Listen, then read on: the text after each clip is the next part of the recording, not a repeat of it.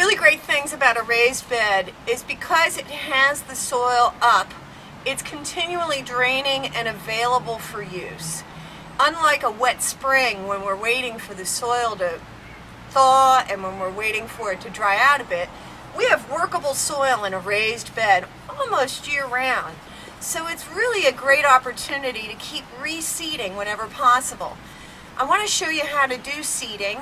Seeding is something that most of us just imagine we can cast like Johnny Appleseed, but I learned a couple tricks to the trade that I'd like to share with you. First things I want to point out in successful seeding is buying quality seeds.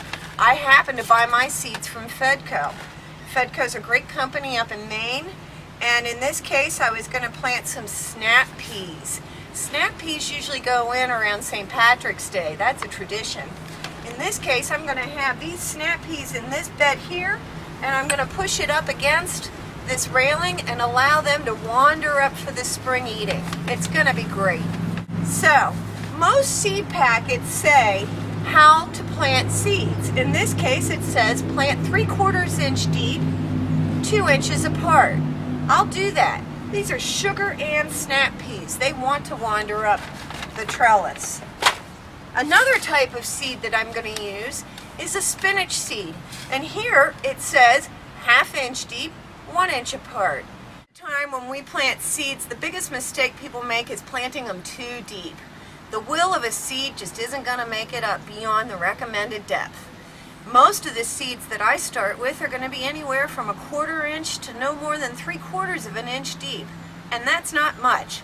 This row marker is all of 1.25 inches wide from top to bottom.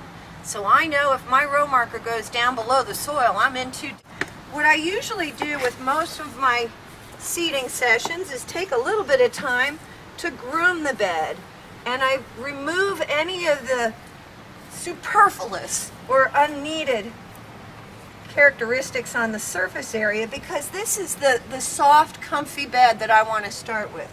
So I'm going to get rid of that waste stream that was left over, leaves, branches, twigs, whatever. And I'm going to level my bed nice and even.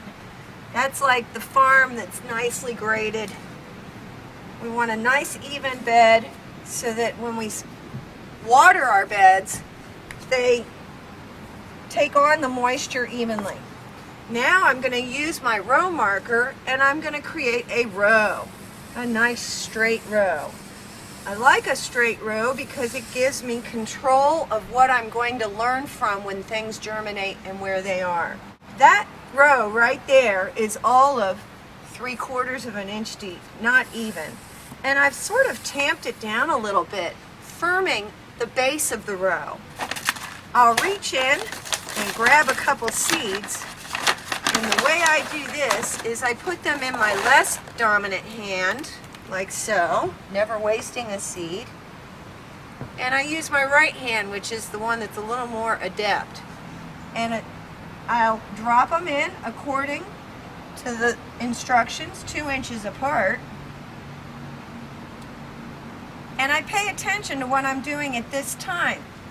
This is the most important time to really focus and wish for great growth out of each seed between your fingers. I'm going to put these in and think about all the great peas that I'm going to be getting off of the railing here.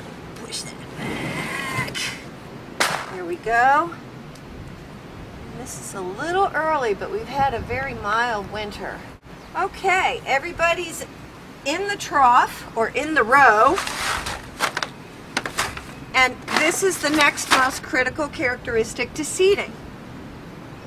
I'm going to take the soil amounts and lightly fluff the soil over the top like this, bringing it over with a light fluff, cleaning out the larger particulate. Now, this is critical. I'm going to pat that fluffy soil down on top of the row that I created. Why do I do that? Seed to soil contact. Seed to soil contact. Let's review. Reliable seeds, not planted too deep, and then providing seed to soil contact. The bottom of the trough that I made for the row and the top now patted down, vibrating that soil on top creates a seed to soil contact, critical for effective germination. The next thing is watering. Ever moist, keeping it going, that's what's going to give you effective germination. The other thing I'm going to do with my row marker, now that I've used it to measure my row, is I'm actually going to row mark. I'm going to indicate on here with a Sharpie peas, and I might even write Sugar Ann so I can remember the type that I planted. And I'm going to put today's date. Ooh, this is really early for snap peas, but I'm going to do it anyway. And today's date is nearly the end of February, 2/24. Now I know what I've planted, where I've planted it, and the day that I planted it.